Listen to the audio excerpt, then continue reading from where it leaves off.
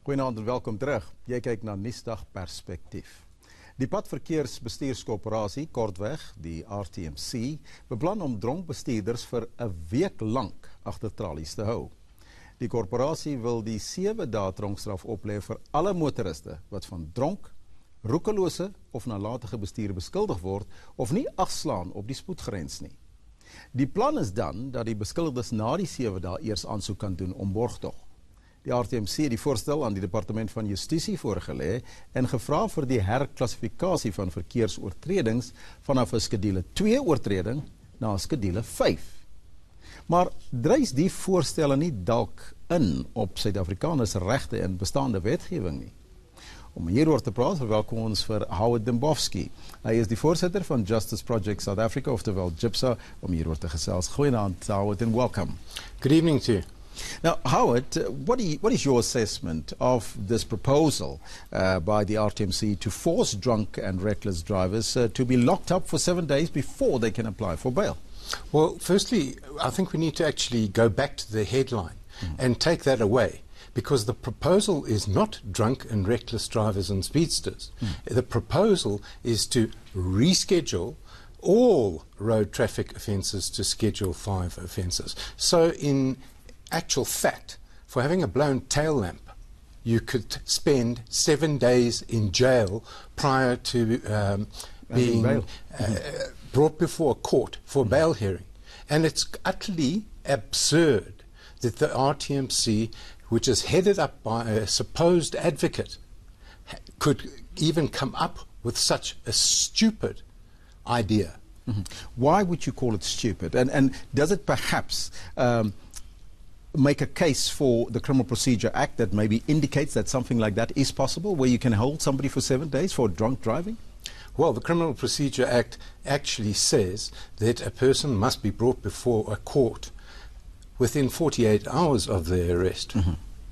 The exception is on weekends and public holidays, but on the first court day thereafter they must be brought before a court on a bail hearing. But it also makes provision for release on police bail. The Constitution of the Republic of South Africa also forbids this kind of treatment that Advocate Msebi and his cohorts think is going to pass constitutional muster. It's not.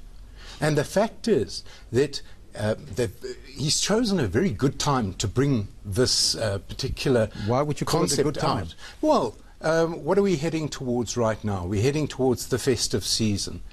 Every year since 2015, Advocate Msebi has threatened motorists with being detained in police cells for 7 days. That's now 3 years, in fact it's 4 years consecutively.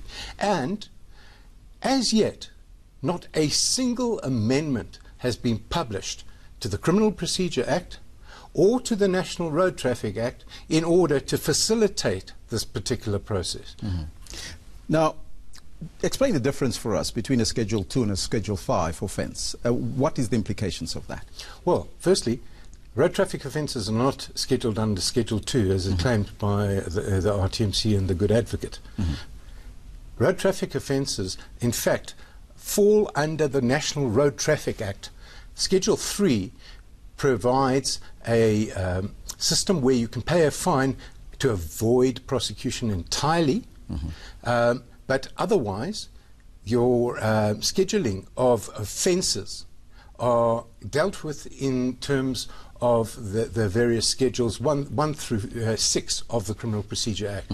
And crimes like murder and rape and theft and fraud, as has been reported, are actually in Schedules 1, 2, 5 and 6. So we will become murderers. Well, it's actually a lot worse than that, okay? Because even a murderer will be brought before a court within 48 hours for a bail hearing. Okay, there's no such thing as police bail for a murderer, a person who has killed somebody intentionally. Okay? Now, but a motorist must, according to the RTMC, spend 3.5 times as long in a holding cell, standing cheek to cheek with other awaiting trial prisoners in a prison system that's 137% of capacity at the moment, okay, of which a large proportion are awaiting trial prisoners. Now we know, Howard, that we have a high death toll rate in this country. Yep. We have reckless drivers in South Africa.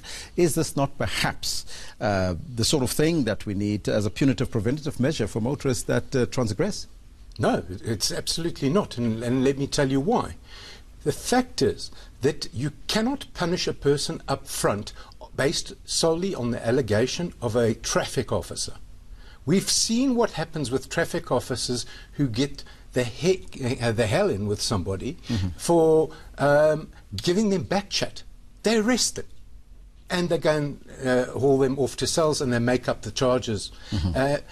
We have a criminal justice system where you are considered to be innocent until proven guilty. You cannot punish a person up front and then bring the trial as the RTMC wishes to do. Now, if, and this is a big if these proposals are accepted, what kind of recourse would a motorist then have? Well, it's a monstrous if, to be honest with you. It's not even big, it's gigantic. However, let's say that this were to come about. If that person was convicted, they'd have no recourse, okay, because clearly they've been convicted. Yes. If, however, the state fails to prove its allegations against that person and or the charges are withdrawn by the National Prosecuting Authority prior to the matter going forward in a criminal court, then I should imagine that we're going to have law firms setting up similar clones to the RAF type of law firms who will handle your claims on a no-win, no basis, no fees basis. No basis, yes. Okay. And they will sue the living daylights out of the RTMC and hopefully MCB in his personal capacity, because he's a stark raving lunatic in my view. And I'm sorry, but you cannot go completely against the grain of the Constitution and the Criminal Procedure Act. And this is going to cost the state billions every single year. And I'll tell you why. 7 million road traffic offences are currently prosecuted in Johannesburg and Tshwane metropolitan municipalities alone each year. If you have 7 million people sitting in jail cells for 7 days and then charges being withdrawn against them and these people being acquitted, I think that the state is going to go bankrupt, especially the RTMC, and it couldn't happen to a nicer bunch of clowns. Howard, I thank you so much for coming through and joining us. Dit was Howard Dembovksy, die voorsitter van die Justice Project South Africa, wat lig gewerp het op daai omstrede voorstel van die Padverkeersbestuurskoöperasie of RTMC om 'n 7 dae tronkstraf in te stel voordat jy kan aansoek doen om borgtog as jy dronk of roekeloos bestuur het.